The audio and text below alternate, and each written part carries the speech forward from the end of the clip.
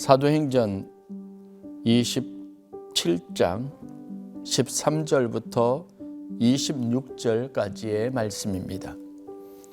남풍이 순하게 불매 그들이 뜻을 이룬 줄 알고 닻을 감아 그레데 해변을 끼고 항해하더니 얼마 안 되어 섬 가운데로부터 유락을 노라 하는 광풍이 크게 일어나니 배가 밀려 바람을 맞추어 갈 수 없어 가는 대로 두고 쫓겨가다가 가우다라는 작은 섬 아래로 지나 간신히 거로를 잡아 끌어올리고 줄을 가지고 손채를 둘러 감고 스르디스에 걸릴까 두려워하여 연장을 내리고 그냥 쫓겨가더니 우리가 풍랑으로 심히 애쓰다가 이튿날 사공들이 짐을 바다에 풀어버리고 사흘째 되는 날에 배 기구를 그들의 손으로 내버리니라.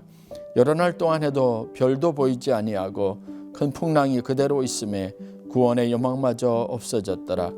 여러 사람이 오래 먹지 못하였음에 바울이 가운데 서서 말하되 여러분이여 내 말을 듣고 그레데에서 떠나지 아니하여 이 타격과 손상을 면하였더라면 좋을 뻔하였느니라.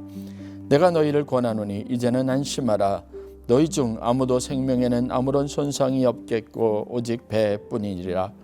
내가 속한 바 곧 내가 섬기는 하나님의 사자가 어젯밤에 내 곁에 서서 말하되 바울아 두려워하지 말라. 내가 가이사 앞에 서야 하겠고 또 하나님께서 너와 함께 항해하는 자를 다 내게 주셨다 하였으니 그러므로 여러분이여 안심하라. 나는 내게 말씀하신 그대로 되리라고 하나님을 믿노라. 그런즉 우리가 반드시 한 섬에 걸리리라 하더라. 아멘. 이는 살아계신 하나님의 말씀입니다. 오늘은 여러분들과 함께 성경에 기록되어 있는 표현 그대로 말씀하신 그대로 되리라고 라는 제목으로 말씀의 은혜를 함께 나누도록 하겠습니다. 먼저 여러분들에게 질문을 드려볼까 합니다. 4가지 지문이 있는데 그중에 여러분들이 한 가지 답을 찾아서 스스로 점검해 보셨으면 좋겠습니다. 질문입니다. 오늘 말씀하신 대로 순종한다고 했을 때, 그대로 행한다고 했을 때 여러분이 생각하는 말씀의 범위는 과연 어느 정도입니까? 여러분들에게서 있어서 말씀은 과연 어떤 것인지 스스로 질문에 대답해 보실 수 있으면 좋겠습니다. 4가지 질문을 드리겠습니다. 첫 번째는 성경에 쓰여진 말씀, 두 번째는 우리가 생각하기에 논리적으로 합당하다 여겨지는 말씀, 세 번째는 빨간 글씨로 우리가 잘 알려져 있는 성경에 기록되어져 있지만 예수님 혹은 하나님이 직접적으로 하셨다고 여겨지는 말씀, 그리고 네 번째는 내가 받아들일 수 있는 말씀. 말씀하신 대로 순종한다고 했을 때 여러분이 생각하는 말씀의 범위가 이 4가지 중에 과연 어느 것인지 스스로 답을 해 보실 수 있기를 바랍니다. 말씀에 순종하면 여러분들은 성경에 쓰여 있는 모든 하나님의 말씀을 그대로 따르는 결단을 생각하고 있습니까? 아니면 성경에 있는 기록은 예전에 있었던 기록이고 어떤 시대적인 사상을 담고 있고 시대 정신을 담고 있는 것이기에 우리가 현실적으로 논리적으로 받아들일 수 있는 것이 바로 하나님의 말씀이다라고 여러분 스스로 그렇게 해석하고 받아들이는지, 아니면 여러 가지 많은 성경의 배경 역사나 아니면 사람들에 관련된 이야기가 있으니까 이것들보다는 우리가 말씀에 순종한다고 했을 때 말씀은 직접적으로 예수님 혹은 하나님이 말씀하셨다고 여겨지는 그런 빨간 글씨로 별도로 포기된 것이 말씀이라고 생각하는지 묻고 싶습니다. 아니면 마지막 4번째로 내가 받아들일 수 있고 수용할 수 있는 그런 범위 안에서 여러분들이 스스로 말씀을 취사 선택하고 그 말씀에 여러분들이 판단과 생각을 가미하고 여러분들이 취사 선택해서 그것을 중요한 기준으로 사용하는지 여러분 물어볼 수 있어야 합니다. 지문을 보면 답은 명확한 것 같은데, 그러나 여러분 솔직하게 우리의 마음속에 내재되어져 있는 생각은, 아니면 우리가 말씀을 따르고 순종하는 습관은 이 네 가지 중에 한 가지 요소, 그 요소들의 기반을 두고 있다는 사실들을 알게 될 겁니다. 1번, 즉 성경에 쓰여져 있는 말씀, 성경의 모든 기록들, 그것이 선지자의 이야기든 아니면 성경에 나와 있는 위인들에 관련된 이야기고 고백이든, 바울의 서신서나 아니면 복음서에 기록되어 있는 기록이든, 그 모든 것을 다 하나님의 말씀으로 받아들이는 이런 기본적인 그런 성경의 토대를 둔 신앙생활을 하고 그것에 순종하고자 하는 노력을 기울이는 사람들은 많지 않습니다. 대부분의 경우 논리적으로 합당하다 여겨지고, 혹은 아니면 4번의 지문대로 내가 받아들일 수 있고 수용할 수 있는, 내 정서상 그게 맞다 있고 내 마음의 감동이 되는 직접적인 것만 하나님의 말씀으로 받고, 나머지에 대해서는 등한시하고 또 별로 중요하게 여기지 않는 습관들이 우리 모두에게 있습니다. 그렇다고 보면 성경에 하나님의 말씀을 그대로 순종하는 사람들의 삶은 정말 훌륭하고 위대한 것이라고 할 수 있습니다. 사도행전 오늘 읽었던 27장에 있는 말씀을 보십시오.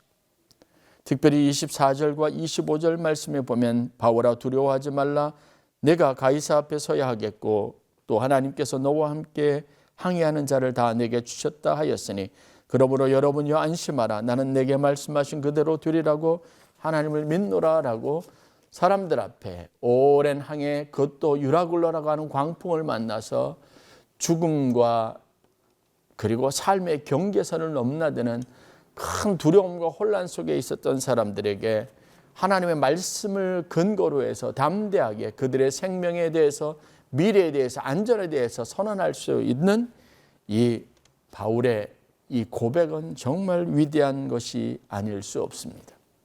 성경을 보십시오. 바울이 여기에서 이렇게 담대하게 말할 수 있었던 근거, 그가 말씀으로 여기고 있었던 것, 하나님이 내게 주신 말씀이라고 여겼던 것은 과연 무엇이라고 성경에 기록되어져 있습니까? 23절에 이렇게 기록이 되어져 있습니다. 내가 속한 바 곧 내가 섬기는 하나님의 사자가 어젯밤에 내 곁에 서서 말하되, 바울은 분명하게 고백합니다. 지금 24절에 말하는 것처럼 두려워하지 말라, 내가 가이사 앞에 서야 하겠고 또 하나님께서 너와 함께 행하게 하는 자를 내게 주셨다라는 이 말씀은 여호와의 사자가 지난밤에 바울에게 이르렀던, 말했던, 전달했던 사실입니다. 그 방법이 꿈이든 아니든 직접적으로 그가 받았던 말씀이든, 우리는 바울이 지금 간밤에 하나님의 음성을 듣고, 하나님의 사자가 들려주시는 음성을 듣고 그것에 기반을 두고 그것을 하나님의 말씀, 하나님의 뜻이라고 여기고 이 모든 풍랑 속에서 고통받고 생사를 넘나드는 혼란 속에 있는 사람들에게 담대하게, 여러분이여 안심하라, 여러분에게는 아무런 해가 미치지 않을 것이라고 분명하게 선언하고 있다는 겁니다. 참으로 놀라운 사실입니다. 그렇다면 바울에게 있어서 말씀의 범위는 무엇입니까? 바울은 우리가 생각하는 것을 초월해서 이 모든 차원보다 더 뛰어난 하나님의 성령의, 하나님의 사자의 음성을 듣는 것에 그가 겉으로부터도 그가 하나님의 말씀으로 받아들이는 수용성을 가지고 있었다는 겁니다. 그의 믿음의 기초로 삼았던 것은 기록되어져 있는 모든 말씀뿐만이 아니라 그 시대에 하나님의 음성으로 들었던 그의 내면에 있었던 어떤 믿음의 확신으로부터 오는 모든 것들이 하나님의 뜻이고 하나님의 계획이고 하나님의 말씀으로 믿어지고 그리고 받아들여지고 있다는 사실입니다. 하나님의 말씀에 순종한다는 것은 그래서 우리에게 굉장히 많은 다차원적인 여러 가지 많은 차원의 의미를 가져다 줍니다. 단순히 성경에 기록되어 있는 것뿐만이 아니라 바울은 오늘날 우리에게, 우리의 삶 속에, 우리가 기도하는 중에, 때로는 우리가 잠들어 있는 중에라도 내게 들려지는, 내 마음속에 있는 어떤 강한 확신과 같이 밀려오는 모든 생각들을 하나님의 말씀이라고 믿었다는 겁니다. 그리고 그것을 그 인생의 기초로 두었습니다. 그런데 이것을 냉철하게 보면 단순히 바울에게만 있었던 일이 아니라 성경에 기록되어져 있는 모든 역사들 안에 모든 선지자들과 모든 신앙의 위인들, 노아든 아니면 그 안에 있었던 아담이든 야곱이든 아브라함이든 요셉이든 모든 사람들의 삶 속에서 일어나는 가장 일반적이고 보편적인 이야기입니다. 그러면 하나님의 말씀은 단순히 기록되어져 있는 활자로 되어진 새겨진 것뿐만이 아니라 더 구체적으로 실질적으로 하나님의 말씀은 우리의 마음속에 성령을 통해서 각인시켜 주시는 그분의 음성입니다. 그렇다면 여러분, 하나님의 말씀은 단순히 어떤 쓰여져 있는 문서화되어져 있는 공식 문서의 의미를 초월하는 겁니다. 하나님의 말씀은 하나님과 철저한 관계 속에서 하나님의 성령의 기름 부으심 속에서 하나님과의 영적인 교제를 통해서 구별된 삶을 통해서 하나님과의 나눔을 통해서 그에게 부어지는 하나님의 특별한 은총이고 그에게 주시는 하나님의 어떤 영적인 계시를 포함하고 있고 그것이 기초를 이루고 있다는 사실들을 알아야 합니다. 성경에 보면 많은 거짓 선지자들 그리고 권위 있었던 심지어는 제사장이나 하나님의 종이라고 여겨졌던 사람들 또 하나님의 예언자라고 불려졌던 사람들조차도 하나님의 말씀을 자기의 편의를 위해서 자기 생각대로 마치 하나님이 자기에게 주셨던 말씀인 양 선포하고 사람들을 혼란스럽게 하는 일들이 많았습니다. 그래서 거짓 선지자들의 출현에 대한 경계가 많이 있습니다. 하나님께서 초대교회 안에서 사도 바울을 통해서 거짓 선지자들, 거짓 교사들에 대한 경고의 말씀을 수차례 반복적으로 계속 주셨던 사실들을 우리가 기억할 수 있습니다. 그러므로 여러분들에게 하나님의 말씀하신 그대로 되리라고 믿는 이 확고한 믿음과 신앙생활을 우리가 순종하는 삶을 살기 위해서는 분명한 전제가 있어야 합니다. 그 전제가 무엇입니까?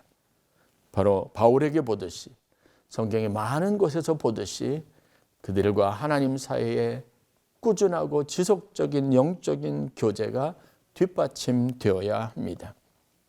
오늘 우리가 하나님에 대한 음성을 듣고자 하는 열정, 하나님의 뜻과 하나님의 인도하심을 따라 살고자 하는 마음의 결정 가운데서 하나님이 말씀해 주십니다. 하나님의 뜻이 선포된다는 전제 조건이 있습니다. 아브라함은 그런 하나님의 인도하심 안에서 하나님의 음성을 분별하는 법을 배웠습니다. 하나님의 뜻대로 순종하고 말씀대로 되리라고 하는 어떤 믿음의 확신한 뿌리와 확신을 갖는 지속적이고 오랜 시간의 영적인 훈련을 그 삶의 바탕으로 삼고 살았습니다. 그것이 아브라함이 하나님의 말씀하신 대로 뜻하신 대로 순종해서 하란에서 가나안 땅으로 또 애굽에 내려갔을 때 다시 가나안 땅으로 혹은 그가 그 긴 가뭄의 때든 아니면 조카 롯과의 다툼 상황에서 그가 땅을 선택하는 과정에서든 아내를 취하고 자식을 얻는 과정에서 혹은 이삭을 하나님 앞에 번제물로 드리는 과정에서 그가 경험했던 하나님의 말씀을 따르고 순종하는 방식이었습니다. 그 시간들을 통해서 경험들을 통해서 그는 하나님의 음성을 구별할 수 있었고 하나님의 뜻에 순종할 수 있었습니다. 우리가 잘 아는 예레미야는 하나님 이스라엘의 멸망에 대해서 선포하도록 부름받은 하나님의 선지자 예언자입니다. 사람들은 좀처럼 그의 말을 믿지 않았습니다. 여호야 김 왕도 그의 말을, 시드기야 왕도 그의 말에 귀를 기울이지 않았습니다. 오히려 이스라엘의 평안이 있을 것이고 오히려 하나님께서 바벨론 왕의 목을 꺾을 것이고 심판과 그 멸망에 대한 메시지보다는 하나님께서 회복하여 주실 것이고 다시 돌아오게 하실 것이라는 하나님의 말에, 선지자의 말에 더 귀를 기울였던 시대, 하나님의 뜻을 분별하고 하나님의 말씀을 지키기 위해서 삶의 고난과 고통을 감내하는 신실한 선지자로 쓰임을 받았습니다. 비결이 무엇입니까? 그것은 그 안에 있었던 하나님의 뜻을 따르고자 하는 신실함 때문이었습니다. 오늘 바울을 통해서 일어나는 일련의 사건들의 기록을 성경이 무엇이라고 전하고 있습니까? 바울은 분명하게 자신이 그레데 항구에 더 머물러 있을 것을 권면했던 지난 결정 이전의 시간들을 생각을 합니다. 21절 말씀입니다. 여러 사람이 오래 먹지 못하였음에 바울이 가운데 서서 말하되 여러분이여 내 말을 듣고 그레데에서 떠나지 아니하여 이 타격과 손상을 면하였더라면 좋을 뻔하였느니라. 유라굴라라는 풍랑을 만나서 여러 날 동안 구원의 소망이 사라지고 정말 고생스럽게 풍랑 한가운데서 삶의 소망을 잃어버리고 좌충우돌하는 많은 사람들에게 자신의 말을 듣지 않았던 안타까움을 그대로 호소합니다.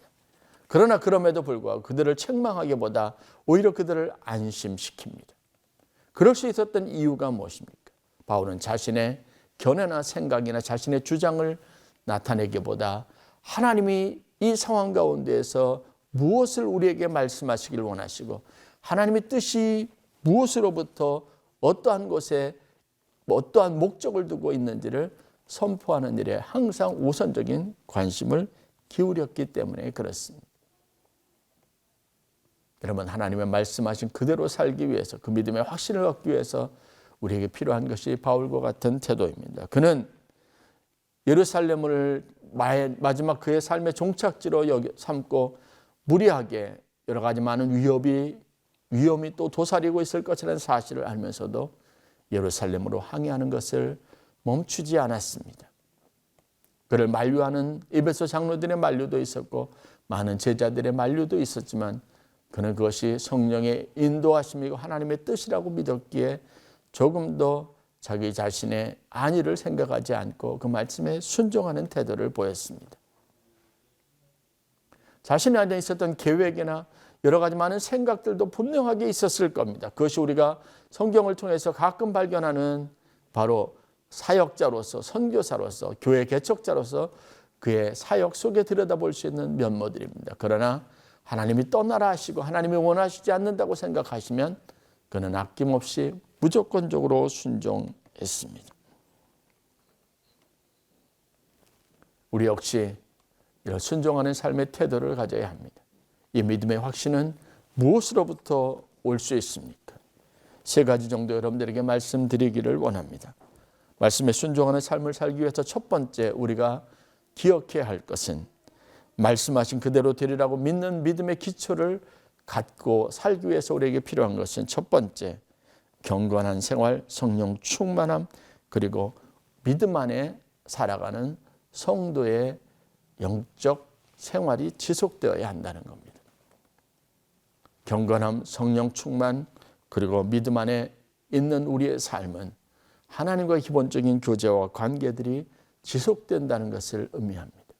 그럴 때 우리는 영적 분별력을 가지고 내게 말씀하시는 하나님의 음성을 들을 수 있습니다.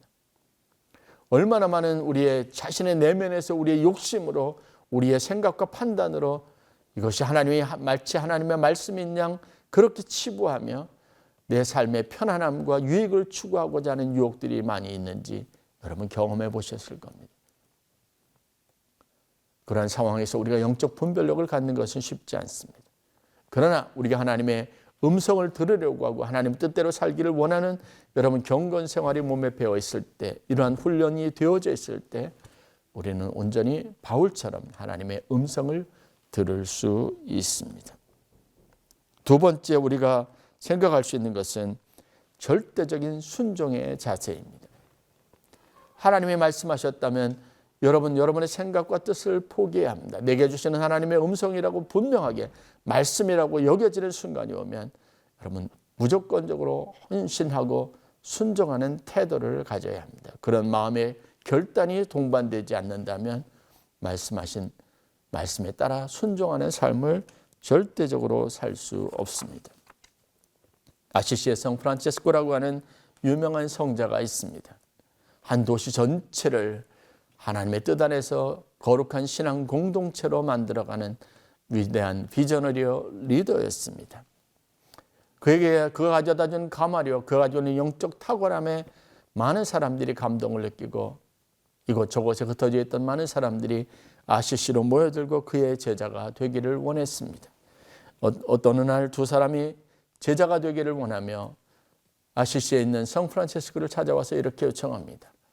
선생님이여, 우리를 당신의 제자로 받아 주십시오.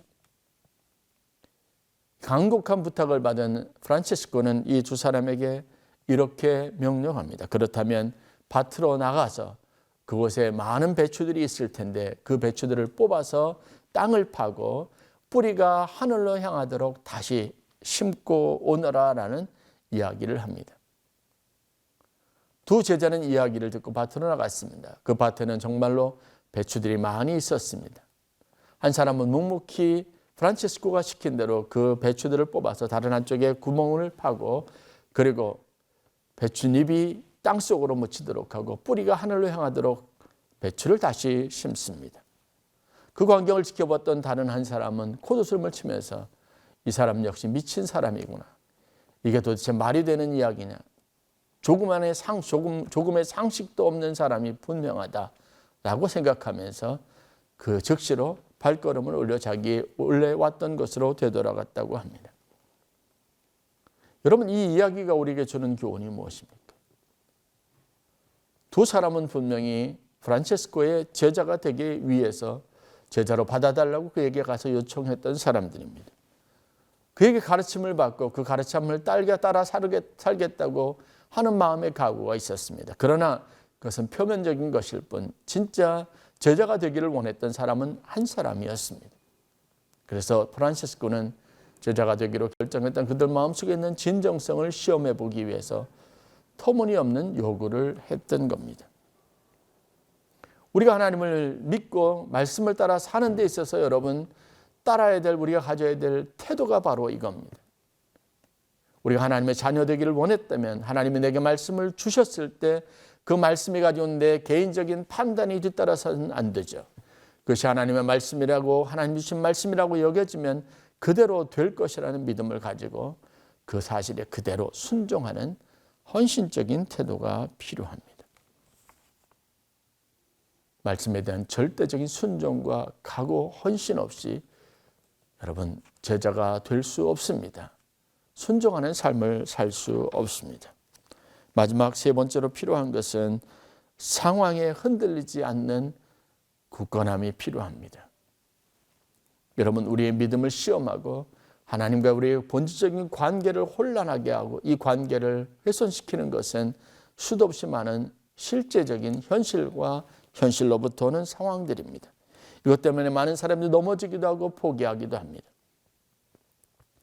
바울은 이 위험이 닥칠 것을 이미 미리 알았습니다. 그래서 출발하기 전에 미리 이들에게 경고하기도 했습니다. 그럼에도 불구하고 바울은 어쩔 수 없이 운명 공동체로서 이들과 함께 항해길에 나섰습니다. 아쉬움은 있습니다. 그것 때문에 당하는 현실적인 어려움도 있습니다. 그럼에도 불구하고 오늘 성경에서 우리가 주목하여 볼 수 있는 바울의 태도는 그럼에도 불구하고 하나님은 이 항해길에 수없이 많은 어려움과 유라굴로라고 하는 큰 광풍 때문에 우리가 당할 실제적인 위협이 있을지라도 하나님은 우리를 안전하게 하실 것이고 가이사 앞에 서게 하실 것이라는 믿음의 확신을 가졌습니다. 이것은 본질에서부터 흔들릴 수 없는 분명한 사실입니다. 그래서 그는 풍랑과 싸우기보다 기도할 수 있었습니다. 자신의 믿음을 위해서 흔들림 없는 어떤 순종할 수 있는 마음을 위해서 자신의 흔들리는 마음을, 상황에 흔들리는 마음, 상황에 요동치는 마음을, 내면을 위해서 기도하는 일에 우선을 두고 있었던 겁니다. 여러분, 우리에게도 이런 태도가 있어야 합니다. 우리의 믿음은 상황에 의해서 환경에 의해서 뿌리째 흔들릴 위험 속에 항상 있습니다. 그럼에도 불구하고 말씀하신 그대로 되리라고 믿는 믿음을 갖고 그 말씀대로 순종하기 위해서 우리에게 필요한 것은 상황이나 환경에 흔들리지 않는 견고한 마음이 있어야 합니다. 말씀에 순종하는 삶을 위해서 우리에게 필요한 세 가지를 꼭 기억하십시오. 첫째는 경건한 성령 충만한 믿음 안에 있는 하나님과의 끊임없는 영적인 교제가 우리에게 바른 분별력을 만든다는 사실입니다. 둘째는 절대적인 순종입니다. 말씀에 헌신된 자세와 태도입니다. 그리고 세 번째는 상황과 환경에 흔들리지 않는 견고하고 확고한 믿음의 태도입니다. 이스라엘 백성들을 출애굽시키면서 하나님께서 광야에서 40년 동안 그들을 훈련하시고 반복적으로 그들을 교육하셨던 내용이 무엇입니까? 말씀하신 그대로 하나님이 역사하시는 것을 사람들에게 증명해 보이셨습니다. 하나님 만나와 매출하기를 약속하셨으면 그렇게 만나와 매출하기로 공급하셨습니다. 홍해를 갈라지기라고 말씀하셨으면 갈라지게 하셨습니다. 그들이 원망하고 불평하고 현실을 견디기 어려웠을 때 하나님은 그들에게 구름 기둥, 불 기둥으로 인도하셨습니다. 하나님 말씀하신 그대로 행하시는 분입니다. 그들에게 계명을 주시고 율법을 주셨습니다. 그리고 자녀들에게 백성들에게 율법과 계명, 즉 하나님의 말씀을 부지런히 전하고 전파하고 가르치고 그 말씀을 따라 살도록 훈련시키라고 모세에게 말씀하셨습니다. 신앙생활에서 우리가 말씀을 통해서 하나님을 경험하고 하나님의 위대한 진리와 능력에 이룰 수 있다는 이 단순한 원리들, 진리를 여러분들이 간과하지 말아야 합니다. 이 믿음으로만, 이 순종으로만 우리가 믿음의 사람으로 든든하게 굳건하게 설 수 있다는 사실을 알아야 합니다. 여러분의 인생에 하나님이 약속하신 것이 있습니다. 하나님 우리에게 구원과 영생을 하나님 보좌 우편에 앉아서 누리게 될 천국의 소망을 주셨습니다. 아무리 현실이 힘들고 어렵더라도 바울처럼 여러분들이 흔들리는 세상 안에서도 절망하고 좌절할 수밖에 없고 생과 사를 넘나드는 고통스러운 상황 속에서도 세상 사람들에게 우리는 당당하게 서서 여러분이요 두려워하지 말고 안심하십시오. 우리가 반드시 하나님의 나라, 하나님 보좌의 영원한 나라에 서겠다고 하나님이 말씀하셨고 하나님 우리와 함께 하셨다고 말씀하셨습니다. 두려워하지 마십시오. 안심하십시오. 하나님의 말씀하신 그대로 되리라고 나는 믿습니다라고 고백할 수 있는 참된 믿음의 사람이 되어야 합니다. 우리 마음에 가득한 의심을 버리고 말씀을 붙잡으십시오. 약속을 붙잡으십시오. 그리고 그 믿음으로 끝까지 승리하는 성도님들이 되실 수 있기를 주의 이름으로 간절히 축원합니다.